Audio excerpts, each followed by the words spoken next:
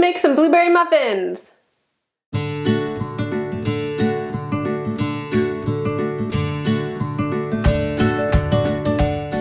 The main thing that I want to do different from other blueberry muffin videos is show you how you can take a basic blueberry muffin recipe and tweak it to use the ingredients that you have and the real food level that you're at. So a lot of times we will look up healthy baking recipes, whether it's a muffin or bread or scones or biscuits or whatever, and sometimes they just have weird ingredients that we don't have, or they're not really what we're looking for, or it's just like a whole other level of real foodism that we're not in yet. So I'm gonna make two different kinds of blueberry muffins with the same recipe.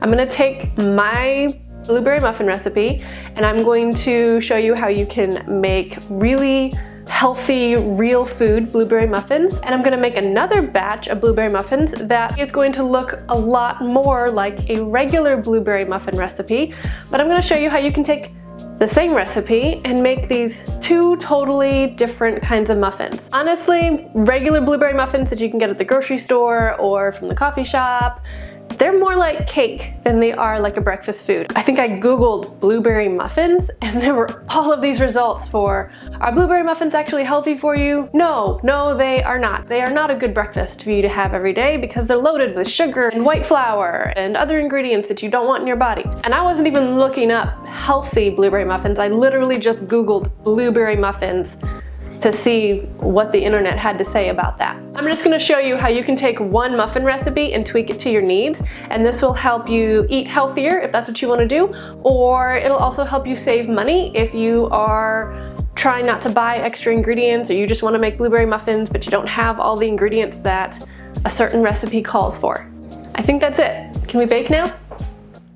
Okay, this is where we're gonna get kind of weirdly real food for some of you, but don't worry, we're gonna be normal too. I'm going to grind some flour in my home flour grinder. I bought this like 12 years ago. It's just a really economical and delicious way to eat whole grain that actually tastes good, and I can have really inexpensive spelt flour this way because buying spelt flour at the health food stores gets really expensive. And this is just the right decision for my family.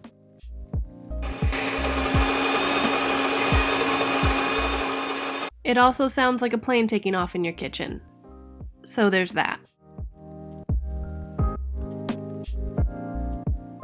This stuff really smells and tastes so good. There's no comparison to the grocery store stuff. Even my son came over and had to swipe a taste. Or just use white flour. I'm gonna show you how to do that too. If that's all you have, do it. Hey, real quick, if you like blueberry muffins, then hit the like and subscribe button. Or don't hit the like and subscribe button. Interact with this video in any way you like. You can comment on it, you can pause it, you can rewind to your favorite part. Anything that you do to interact with this video helps me out and I appreciate it. First, set the oven to 400 degrees Fahrenheit or 205 Celsius, and I'm going to show you the wet ingredients. For the dry ingredients, I'm using spelt flour. You can use whole wheat flour if that's all that you have, and then everything else you see here.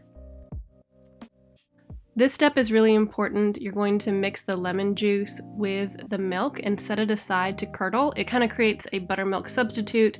I just started using this when we were dairy-free and buttermilk and yogurt wasn't an option, but go ahead and use yogurt or buttermilk if that's what you have. My baking soda and baking powder are kind of clumpy, so I just use this mesh sieve to kind of make sure we don't end up with a baking soda clump in a muffin.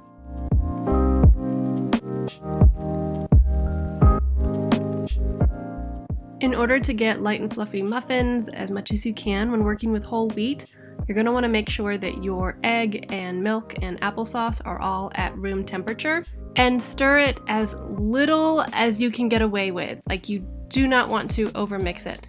Now, saying this, I usually use cold ingredients and I usually end up overmixing the batter. I'm telling you the right things to do, but you're still going to end up with good muffins if you ignore those tips. This is a tip I found on the internet somewhere. I was pretty happy with how it turned out. I wouldn't say that it's foolproof. Frozen berries just bleed a lot. In fact, it's probably better to just mix the blueberries in with the dry ingredients and then I can stir them less, but this is what I did.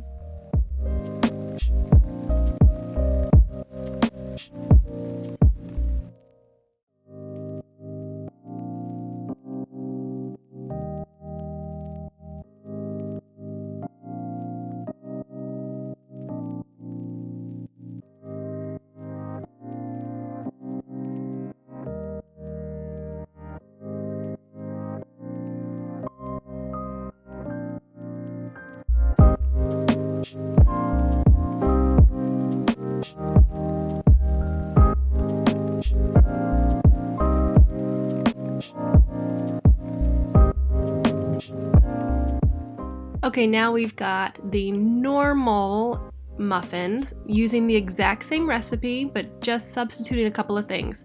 So I'm going to use the milk, just the same, lemon juice. I'm going to use butter instead of oil, some applesauce, an egg, and then white flour, oats, sugar instead of honey, and then the same baking powder, baking soda, salt.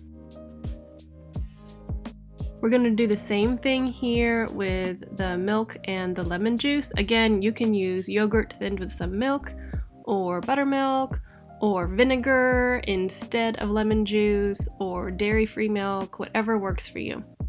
And then we're going to do the exact same thing, just mix the ingredients. And I want to point out that when you are substituting sugar instead of honey, you're going to want to use twice the amount. So I used half a cup of honey to make the spelt muffins, but for the regular muffins, I'm using almost a full cup of sugar. I didn't use quite a full cup because it's just a lot of sugar for muffins. I really like using melted butter in muffins, but again, when we were dairy-free, oil was the best option. Oil makes the muffins a little lighter and fluffier, and butter makes them more flavorful, so pick what you want, or use both. Use half butter and half oil. I know there are a lot of really great blueberry muffin recipes out there, so my point in this video is not to show you the best blueberry muffin recipe ever. I wanted to show you how you can use spelt to make muffins if you need like a low gluten kind of muffin option, but I also wanted to show you how you can use whatever you have in a single muffin recipe.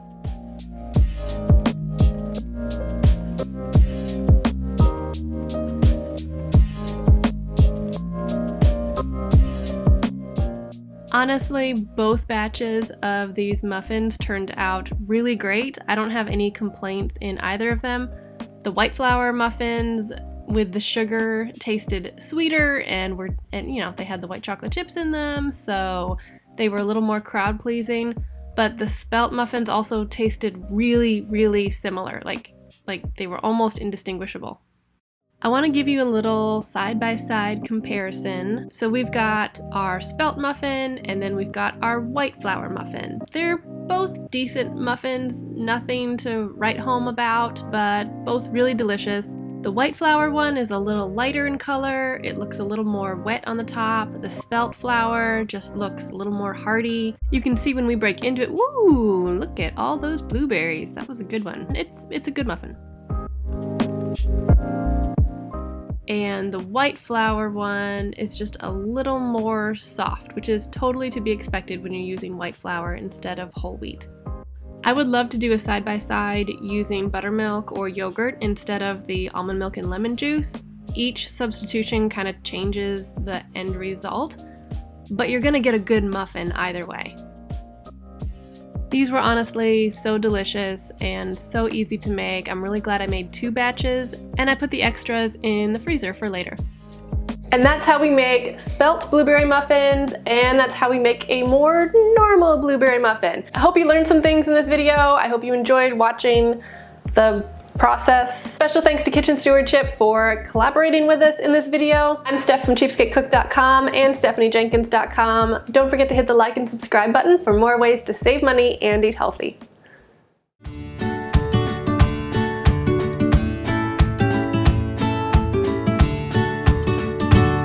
La la la la la la la. Allergies. I hope you admitted.